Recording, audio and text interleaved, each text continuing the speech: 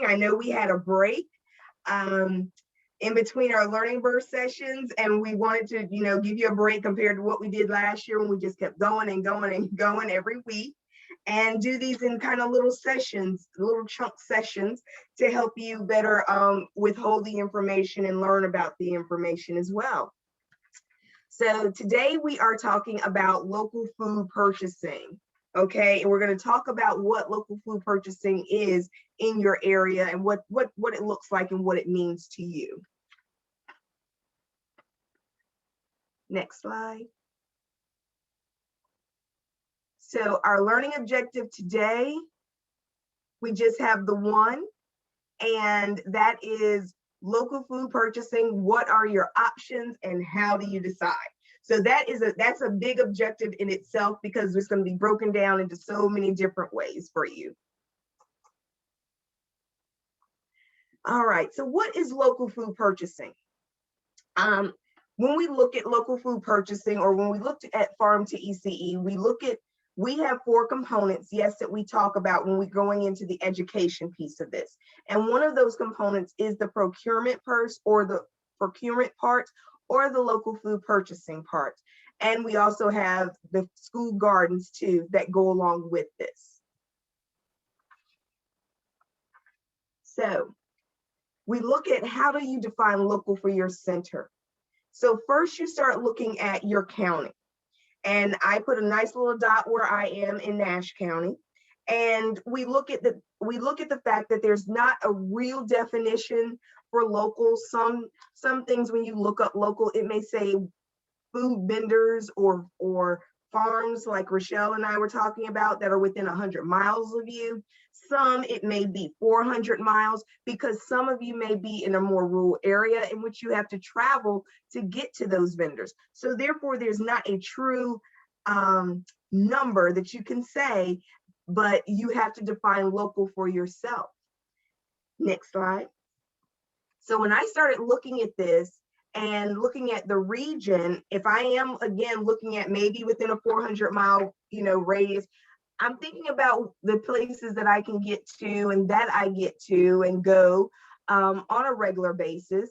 And I did a little heart for me, because I go into Wake County. I love going to the farmers market up there, going into Johnson County, always in Wilson. So, and now because I just moved to Nash County, I'm venturing out and finding all the different local farmer markets that we're finding within our area. And one place that I didn't mark on here is where I'm from, Sampson County. So I should have put a little dot down there as well, because I know about the different farms down in Sampson County. And whenever I do go home, early in the morning, some of the vendors are out, and we do stop to get things as well. So for you, it's kind of drawing that radius. Looking at a map may help you if you are new to this, and trying to decide what areas you would like to go to. Maybe making it an adventure on Saturdays, and saying each Saturday I'm going to go to a different county or a different area near me to try to find some fresh local foods. Next. Now, and then we also continue again. So like I just said, there's no true number that says you can only go within a 400-mile range, or a 100-mile range, or a 200-mile range, and that's local. You have to look at where you are. You have to think about the vendors that may be around you, your area, and that's how you decide for yourself what is going to be the best area, best location for you. And then when we go to the next one, this one is going to take us out of the states, because we have so many counties, like Union County we see here, Cherokee, Clay, Warren and Vance and Person counties. You're all by the borders. So therefore, you're looking at what may be in the Southeast, what may be next to you. It does not have to just be local to your state. Again, you're looking at your area and what you may find. I know probably a lot of you go to Myrtle Beach.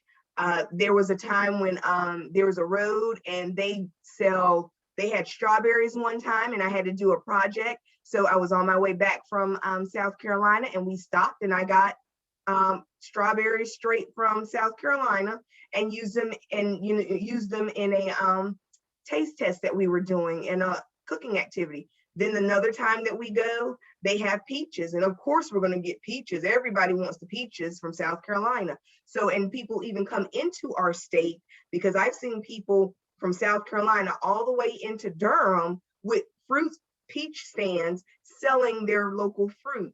So again, we're reaching out to our communities and we're thinking about our farmers and we're trying to make these ecosystems just be bright and broad. That's what we're doing now. So along the way, if you guys have any questions, I need you to just to stop me. I cannot see my chat box right now because my computer screen did something funky when we got on. And so Caroline and Mia will keep me straight and they can pop in and stop me, or you can just unmute yourselves as well, okay? So what's important to consider when defining local? So there are a few things to consider when you're trying to define local for yourself.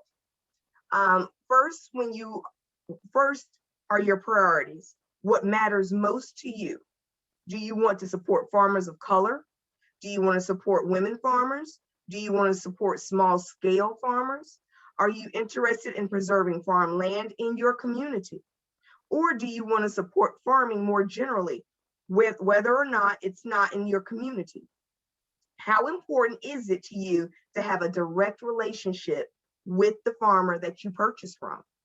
And, I heard when Rochelle and I were just on talking about what's new, what's going on in your area, Rochelle said she has discovered a lot of little farms or little pop-up stands within the area that she lives now. And she actually said she doesn't know if they're really new or if now she's really noticing them. And that's a part of, if you are just noticing them, that's wonderful because that means you're tuning into that farm to ECE piece. And it's not just about the directors or you, the cooks. Again, this can be a part that you, the teachers, do as well. Maybe you have a small farm and on the weekends you have a stand. Maybe that's something that you also can work on with your director as far as you have food that you could bring into the center as well to help make sure that children are eating healthy. The next thing that we need to consider are the parents' expectations and what types of parents or who your parents are in your center. And an example is that in the triangle, we may have some parents that they don't understand if you were to buy fresh produce from Tyson, not fresh produce, but fresh meat from Tyson Foods, because Tyson Food is more in the Sandhills. Whereas the parents in the Sandhills would understand you purchasing that fresh meat because, again, that's where the company is located. And in the triangle, it may be more of the different farmer markets that are popping up at different businesses. Because now in the triangle there, I have found within a couple of years, there are a lot of different farmer markets that pop up in mall areas like North Hills Mall, over by hospitals. But it's giving a way for these farmers to get their product in and get it sold. And it's also giving people that are living more in the urban area an opportunity to find fresh fruits and vegetables as well. So those are things that you have to look at, and being transparent. That's very key as well. So there's no single definition, again, of local, and there's no right or wrong. It's just important that you let people know what definition you choose to use whenever you are saying that you're going to have fresh or local fruits and vegetables for their children within your childcare sites.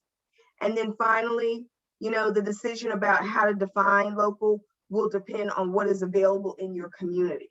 Some centers may find that there just aren't a lot of farmers right in their community, kind of like what we just said, sometimes more so in the triangle area, because the triangle is being overrun, as we see, with new apartments, new businesses. So farmland is not there like it once was, not like it is now in our suburban areas and further out in our sandhills and outer areas. So we just have to think about that and think about where that is coming from and making sure that we're going into the communities and we're letting everyone know. So next we have some resources that would help you understand food purchasing for early care and education. So what you see first is the local food for little eaters, and that is from the university that was developed by Michigan State. And we also have a migrant and seasonal Head Start guide to local purchasing, food purchasing. And these two guides, again, are to help you understand how you can start purchasing food locally for your early care and education. And for those of you that may be on here that are Head Start, I do suggest looking through that guide, because that can help you, because now we do know that the different food vendors like US Foods, Cisco, that truck in the foods, they do have a component on there in which you can start to ask for locally grown foods, and you can find out what is local to you and what they can bring in that's local and fresh to you and not canned anymore. The other resource that we also have is through the North Carolina Extension Agency. Next slide, please. And this is our actual local food purchasing guide. And this, again, was created through North Carolina Extension, and it walks you through different aspects of buying locally. It talks about farmer direct programs. It talks about food hubs. It's going to talk about how you actually, as a director or a cook, stand back for a minute and look at your environment, look at your kitchen, and decide what you can do and what you cannot do at this point, and what you need to get to a certain point that you want to be. And so this is a really good guide, and we're going to make sure we have links for all of these things for you, as always, at the end of the session, whenever Mia sends everything back to you.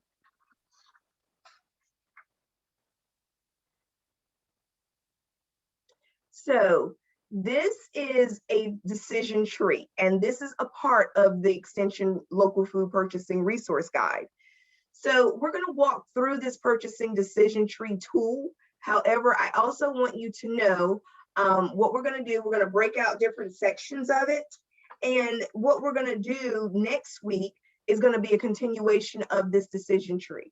Next week, we will have Lynn Policastro from Wake County Smart Start, and she will actually dive into this and show you how a home-based child care center and a center-based child care center use this decision tree to go from having canned fruits and vegetables in their school to fresh and being able to purchase locally. And again, you'll stand back and you'll look at this. We'll break this down a little bit today. It may be a little hard because it's going to be the bones going through.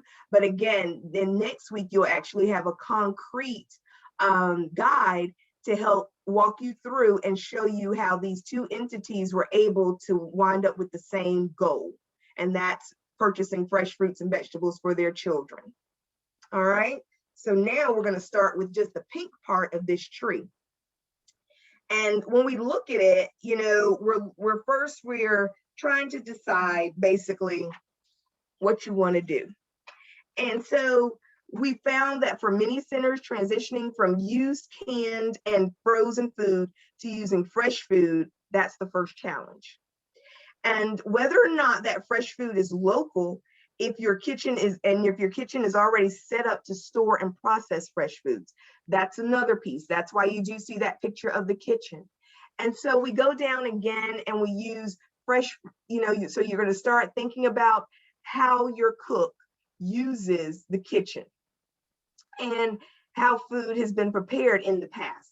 And does your center, we're going to go to the third box here, it says use fresh foods occasionally, like once or twice a week.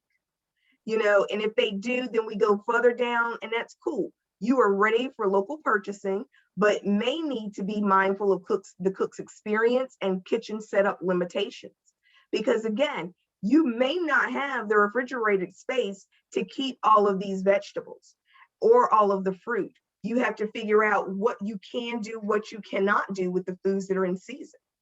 And then if we go back up to the second box, when we are thinking about how our cook uses the kitchen, and we go over to the right side, we're looking at maybe they don't use fresh foods yet in your foods or your snacks, and that's all right.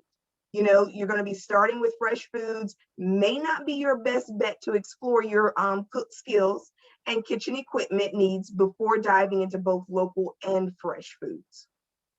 So basically that's saying that may be too much. Maybe we have to start small. Maybe it's looking at just doing a snack a day in which you're just looking at possibly local foods, or just the fact of buying fresh food, period. If that's something that you can just get on your truck and you're used to getting that food truck every week, that cook is used to that food truck, maybe it's 1 or 2 items that you trade out on that food truck to say, instead of these canned peaches, we want to get real peaches this week. You don't have to store those in the refrigerator. They can be out, and you can, and the cook can use those for the entire week. There are different recipes you can do. It doesn't have to just be a one-day thing with those peaches. Maybe peach smoothies, maybe some peach parfait, putting if you have yogurt and just cutting up peaches and putting fresh peaches on top of that yogurt. So that's one way to look at that. Then when we go to the left side, we're going to use fresh foods on a regular basis, like every day. So that's wonderful. You are well equipped and experienced to jump into local food purchasing. And I'll be honest, as a director, when this rolled down to me, when I was a director, I didn't really get the choice of, all right, we're going to start with our fresh foods, or we're going to do, local. It was, you have to do this, because I was in corporate America. And again, you have the powers that be that don't know anything about being in a childcare center, don't know anything about our licensing regulations, just say, this is what we're going to do because this is going to be a new sales tactic. So therefore, I had to just jump in. I did not have this chart. This was many years ago. And this is something that would have been great for corporate America to see. This is how we need to start to bridge it so that we don't scare people away. Because I have to tell you, my cook was very scared. Our kitchen, very small. And it was trying to figure out, what do we do? And so if I have 3-4 cases of blueberries, what do we do? Because we need to eat them all that week, and we don't need to bring anything else in so nothing goes bad. And those are the types of things that we do have to stop and think about. And you have to take pause and talk to your cooks. If you're the cooks, you have to take pause too, because you're adding on to what you're going to be doing, in that, if you're in that director role as well. Next slide, please. Does anybody have any questions or thoughts about that? Please unmute yourselves.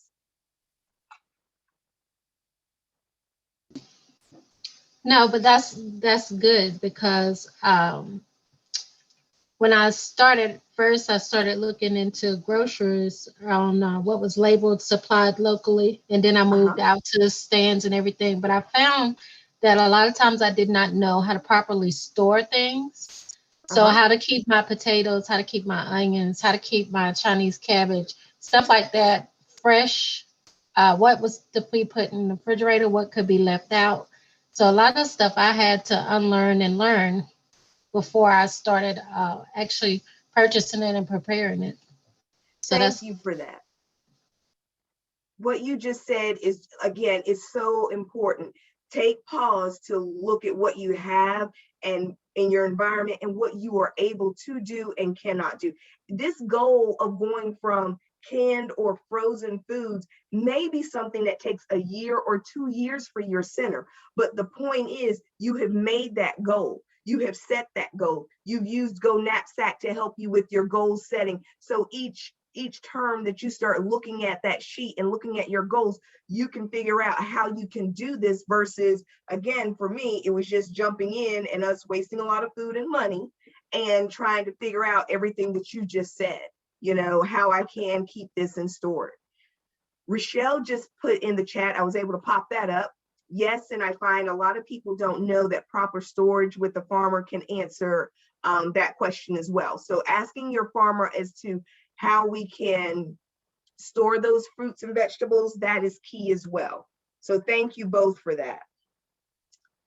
So next, we're going to assess your needs, your capacity, and your preferences. And that back to the other one. I'm sorry, Mia, number 2. Yep. And so we're going to take a look at your center and determine your needs and capacity. And that's what we just talked about. So do you only need food for snacks and or taste tests? Do you want to outsource cooking to a meal service, I'm sorry. Do you need enough food for meals and for taste tests? So are you going way out there and saying, we're doing this cold, we're gonna make sure all our foods have this fresh produce, and we're gonna have it for snacks, for meals, and for our taste tests? Or again, do you have somebody that can outsource, because a lot of centers use caterers and or a central kitchen. And now we're gonna go to the next one. And so with that, number 3, you're going to choose a local food option that works for you. Okay. What is going to work for your center? You want to outsource cooking to a meal service. So if that's what you want to do, then that is fine. And a caterer or a centralized kitchen is one great way to do this. And we're going to look at a short video about centralized kitchens. And after that, Caroline Stover, our Farm to EC project manager, is going to speak a little bit about the centralized kitchens, because I know that pre-COVID, she was working very hard with Dr. Dara Bloom, and some others, and they were looking at a centralized kitchen, not just in the Triangle area, but looking like in the Sandhills and other areas in our rural areas that would need them, so that this could be a help for you guys. So we're going to go to the next slide, which again is talking about centralized kitchens. And we're going to look at this video. And Caroline, before we start, Caroline did post, does anyone here use a centralized kitchen currently? So if you can just respond to her in the chat box while we start looking at this video. Thank you.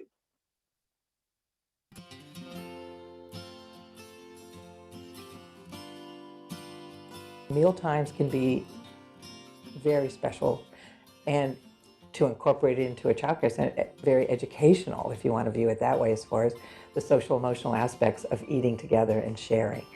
So that, to me, it just makes me happy when I walk in and out of rooms and see this amazing event occurring every day, 2 to 3 times a day. It's really fun. Feeding children is one of the critical responsibilities that childcare centers have every day. Unfortunately, many centers lack the kitchen space, equipment, and trained staffing to provide healthy scratch-cooked meals. A central kitchen prepares and delivers healthy and nutritious meals made with local food to childcare centers. They can help centers streamline meal preparation and provide quality food to children without the stress of on-site meal prep. Central community kitchens benefit child care centers by eliminating the need for menu planning, shopping, and cooking. The administrative burden associated with the child and adult care food program is also significantly reduced, as much of the planning and record keeping resides with the central kitchen. A child care center simply needs to provide the daily head count to the central kitchen and note any dietary restrictions, and nutritious meals will be delivered to the center to feed their children. The meal service program that we started over 2 decades ago envisions a really new way to bring healthy food to child care programs and to young children. We do that in Durham, Orange, and Wake counties, and we prepare meals in our central kitchens that are healthy, CACFP compliant, and we use as much local food as we possibly can. I think it's just a more professional kind of atmosphere in the kitchen, that this is not somebody who came here to just throw a tray of chicken nuggets in the oven and pass it out to kids. They really are intentional and professional about what they're serving, how they're serving it. There's much more pride in the work, so that has made it so much nicer on the receiving end. It started out as a group of child care directors came to the agency and said they were having problems, with meal service or with parents bringing food, and they wanted to know if the agency could recommend an alternative. And Sue Russell, who was the president at that time, said, well, maybe we can do it. And they found a church kitchen, and they hired a cook, and they started serving, a few centers out of a church kitchen, and it's been going ever since. The atmosphere that we work in now, where we feed young children and not only help them, but their teachers, and hopefully something that's going home to their families as well. I feel like we've always accomplished something at the end of the day. There's just a lot more around food and nutrition that is happening than we ever did when we were just kind of throwing in the frozen waffles. And also, being a Head Start, early Head Start program, parents are not supposed to bring in any food, so it's our job to figure out how to feed that child in the way they need to be fed. And CCSA really helps with that. The menus are done monthly, and we try to pay a lot of attention to seasonality, in particular in North Carolina. Our benefit is that we get a diverse menu, we get diverse foods, it's healthy. We also participate in CACFP, and so those guidelines we know are going to be met. So we're not, worried now, whereas before, we're having to make sure, we got to make sure all the detail, but they take that piece out for us. And so it's awesome now on this end to know that we're in compliance with where we need to be, and it's good. Actually, it's great. We like the food. Our kids like the food. It's great. One of the huge benefits is that we don't have to order the food. We don't have to make sure it's meeting the needs of the CSCFP program, and those are really big benefits. So overall, we tend to take away from them a lot of the burden of serving meals every day. They know they're going to show up. They know it's going to be ready to serve. They're going to have any kind of special needs attended to, and they can focus on their children. I think that another center should really try to, especially if you're having a hard time, menu planning, making sure that it's diverse, getting out parent information. They take over that. It takes over that piece. I say try it. I don't think you would be disappointed as a site to try them. I think this model definitely could work just about anywhere if you've got enough interest from centers in an area for quality food brought to their door, plus you have some place to send it out from. So yeah, I think it would be great to see this happening more places across the state.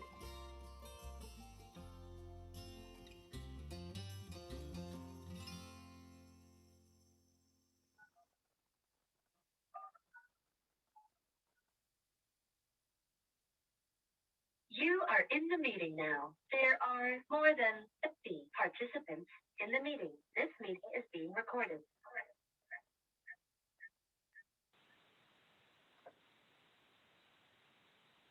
Shironda, are you dialing in? I am. Are you good? All right.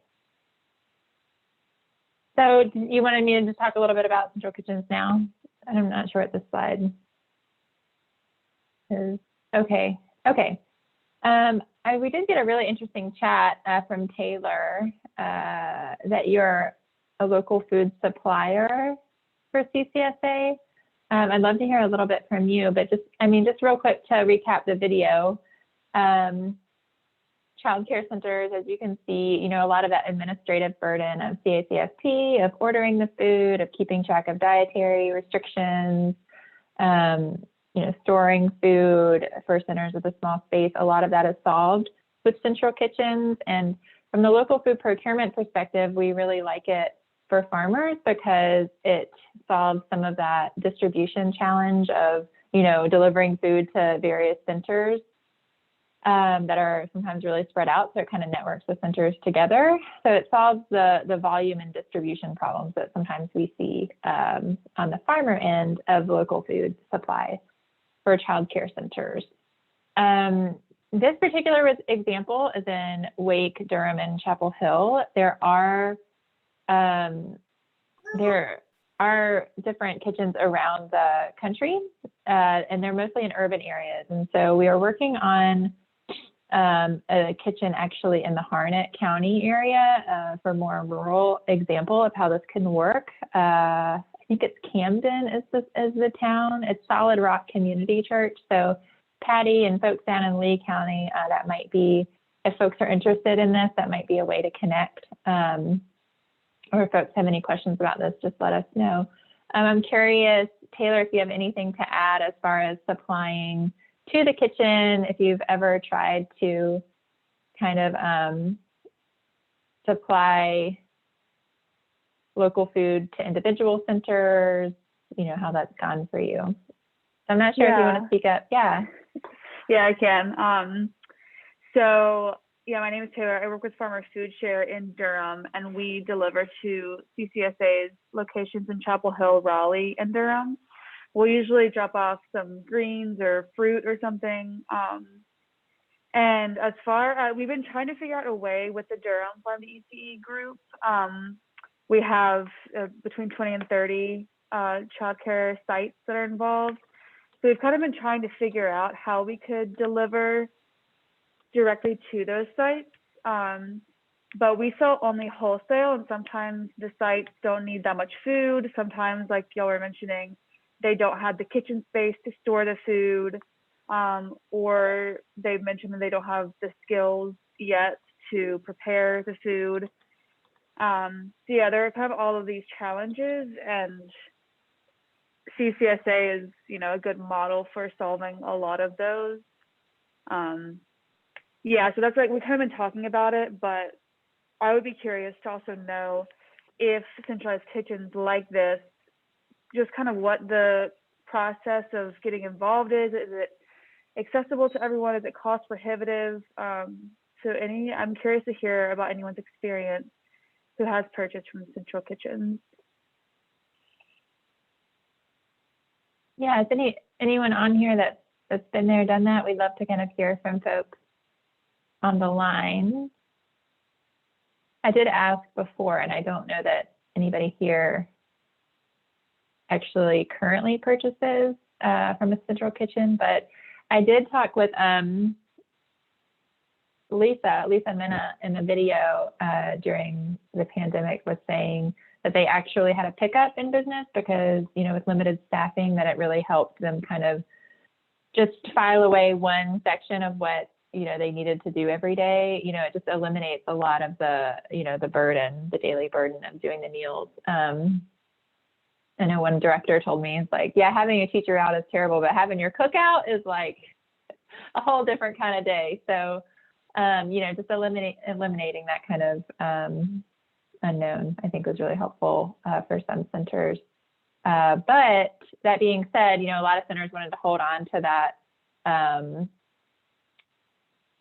what do you call it? I guess just being able to do what you want to do in your center, right? That authority that you get from, you know, feeding the children what you want to feed them, and having that direct relationship with the parents and the food and all of that. So definitely pros and cons either way.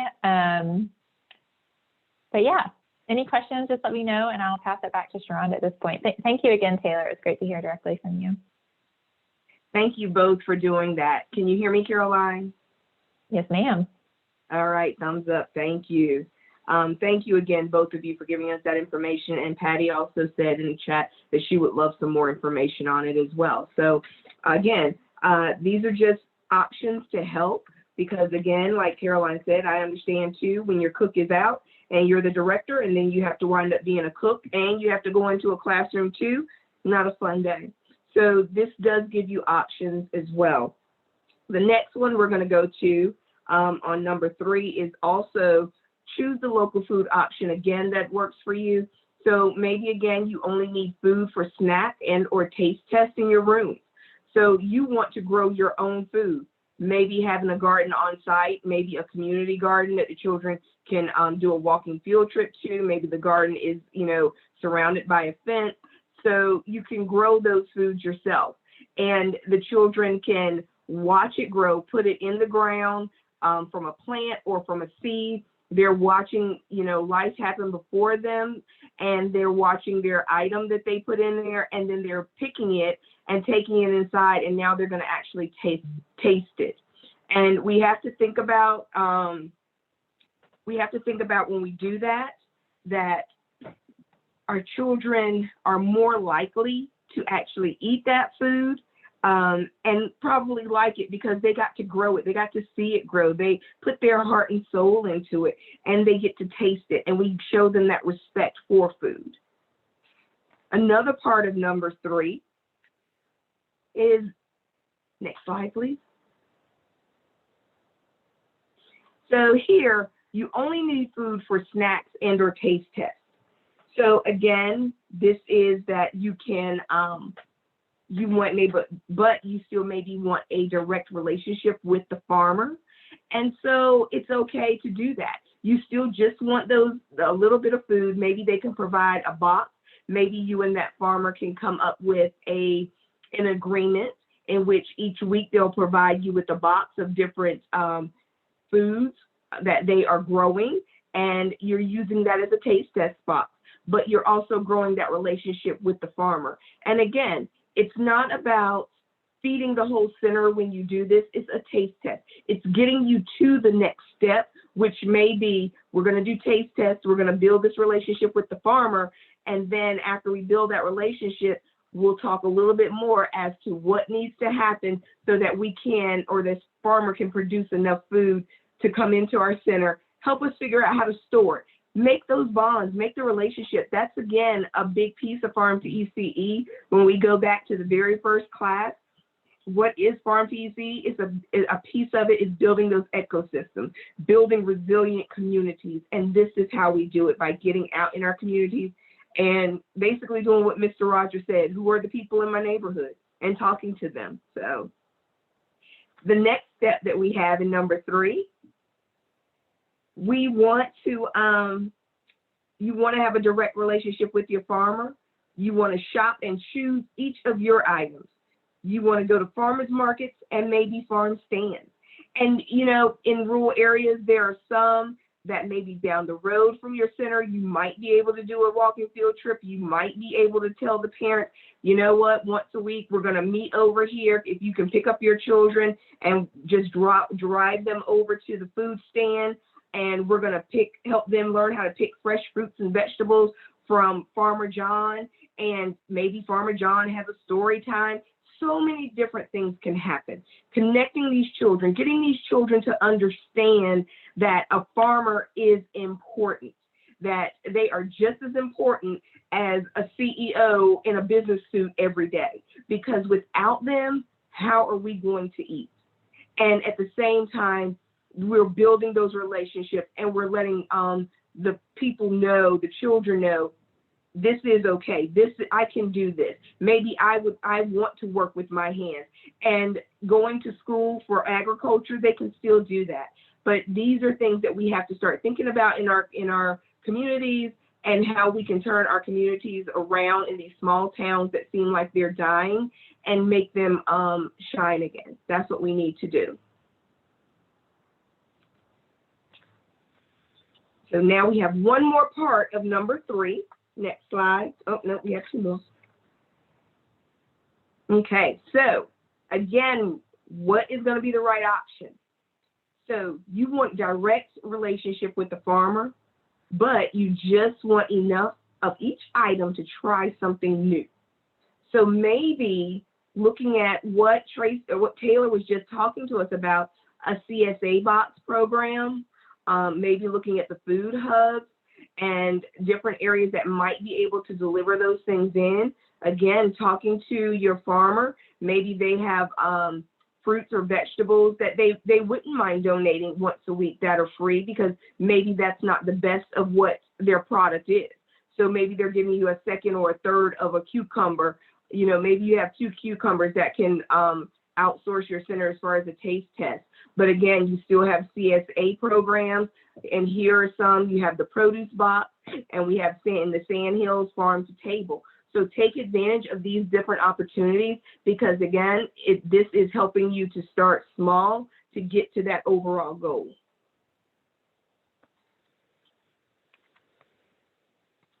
All right, now again, we're going to look at these pairings here. So you only need food for snacks and or taste tests. Okay, with indirect access to your farmer, and then you don't need delivery. So that means you can go pick it up. Maybe it's right down the street from you. You have that relationship. He has a box for you every Monday. You roll over there and you pick it up and you take it back to your center. Wonderful. Because one, you're making bonds in your community, which is what we want, and you're bringing home the fresh fruits and vegetables to your children in your center. Next, we need enough food for meals, snacks, and taste tests.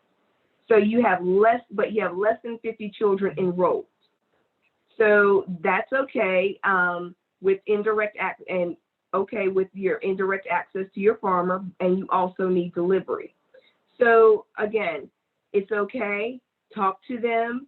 We're here to help guide this, and that's why we're kind of walking through it. But again, we're gonna have Lynn with us next week that actually goes over this with a center that had more than 50 children and a center that had under 50 children, and how they were able to start getting food in and out of their centers. Next, please. So what if you are purchasing food? So, okay, you want an indirect access to your farmer. You're okay with your indirect access to your farmer, and you don't need delivery because you go to the grocery store.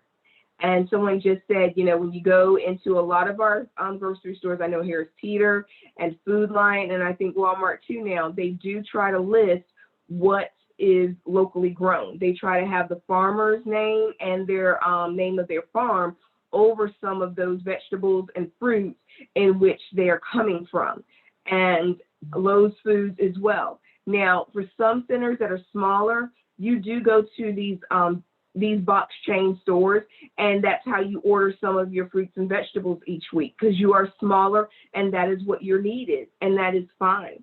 You can have that conversation with the produce manager, because there have been a lot of directors that have said they've gone in and they've asked the produce director about sourcing locally grown fresh fruits and vegetables and having them in their produce section. And because you're going every week, you're a regular customer, they're going to listen to you. They will listen. And that is something that you can have that conversation and, you know, expect that. This is grown in your community. And that's a piece of what, you know, a lot of these stores are about, especially Food Lion, locally grown and what is here in North Carolina, because that's where they were based originally. Next, please. All right. So you're okay with indirect access to the farmer again, but you need delivery. So you can look into a food hub. So food hubs operate just like a traditional produce distributor, meaning that they purchase from several different farms. They bring all that food together to one centralized location where they might wash and bag it, and then they sell it and deliver it to their customers. Food hubs are different than traditional distributors, though, since they usually have a social mission. The social mission might include working with small-scale farmers of color, and or to lower income consumers and community institutions. So here are a few examples of the different food hubs in the area. So Working Landscapes is located in Warren County, and they sell chopped produce such as collards, chopped collards, cabbage, etc. Caleron Produce is in Catawba County and works with a group of Latinx farmers. Feast Down East has a facility located in Pender County, and they deliver throughout the southeast part of the state. And Tractor is a food hub in Yancey County in the mountains. They help small-scale farmers transition from tobacco. We also have Farmer Food Share, and they are located in Durham County, but they serve many counties. Their POP market, or POP market, purchases from small-scale farmers, many of whom are farmers of color, and they sell all community groups to food community groups like food pantries and to schools. Do you guys know of any food hubs in your areas that you could share with us today on this call so that people can maybe become a little versed if they want to go that route?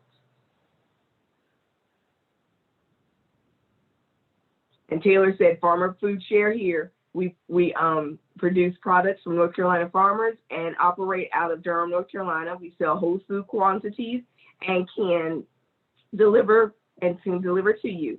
So feel free to email her, and she has put her email address in that chat. So please look at that for us, please. Thank you so much, Taylor. Our next slide, please. So again, on step three, step three is a lot, as you see, as far as breaking it down. So here you have more than 50 children enrolled. You can go one way where you're willing to start a new account and work with the farmer to figure out delivery. And that basically means for most of your centers, if you're over 50, have over 50 children, usually you have somebody like US Foods, Cisco, EG Forest that you use to just deliver food to you weekly. You just check it on a box and it comes to you.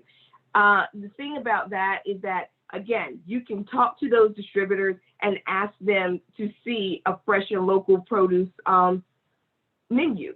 They have an invoice for that as well, and you can start to order fresh and local stuff from them, and they can truck it in on the truck for you, and it's going to wind up being in your same bill and not worried about a new account. Or for those that don't, you can start a new account, because there are other places that do deliver and that may be setting up a new account, and we don't want you to be scared of that, but you can do that as well.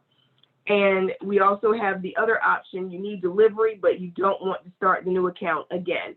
So looking into what you already are doing, talking to those vendors, if you're willing to start a new account and just keep your basic things coming from one person, but maybe you find a local farmer that does deliveries or a local produce organization, then utilize them. Start that account, and we're here to help with that as well. Next, please. So if you're willing to start a new account and work with the farmer to figure out delivery, you can have you can use farmer food hubs, or you can have the farmer directly deliver to you as well. So both of these are good ways to go. There's no right or wrong. It's what's going to fit you and fit the area that you are in. And then our next one on this should be, if we need delivery, need delivery, and you don't want to start a new account and you want to go to a distributor. Again, these are different. You have food vendors, Fresh Point, Cisco, US Foods, Foster. You can utilize them. You don't want to start that account. You already have it. Maybe it's a part of a corporation, and you know it's going to be hard to figure that piece out. Talk to these vendors and talk to them about fresh fruits and vegetables and delivering that to your school for what you need. All right, well, that's it. We broke down this a decision tree for local food purchasing. But again, we're going to look at it more in depth next week. Just so you can understand what it looks like for a true center that used this tree and they only had under 50 students and one that had over 50, and what they use to make their decisions. So Lynn is a TA provider that goes out and she helps with this. Our TA providers are well versed that we have this year in helping you select which way you would like to go. But again, we're here for you as well and can help with this, and that is not a problem at all. So our next to last slide is just about procurement models.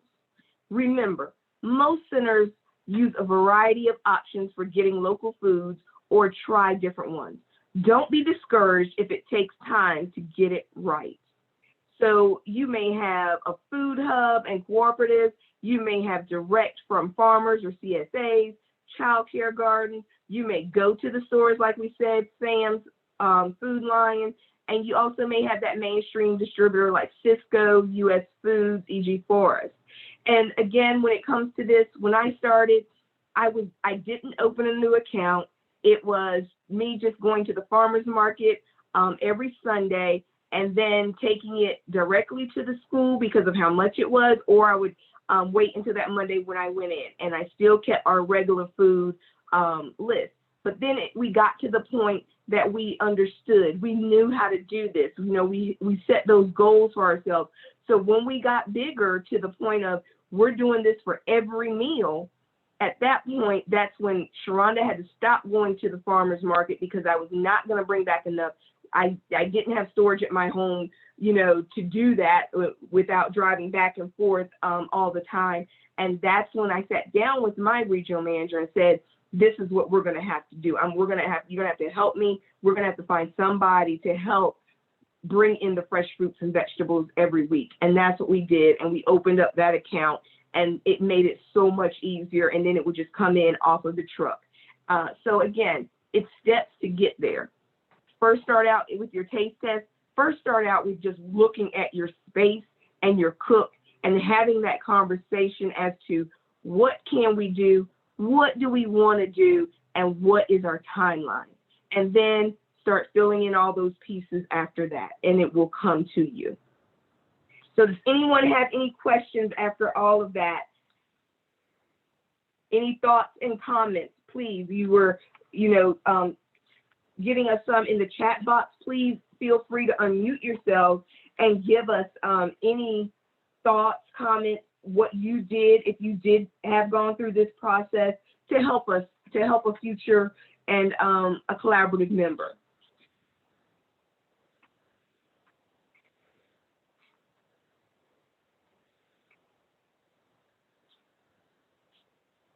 Nobody? I need somebody to talk to me today.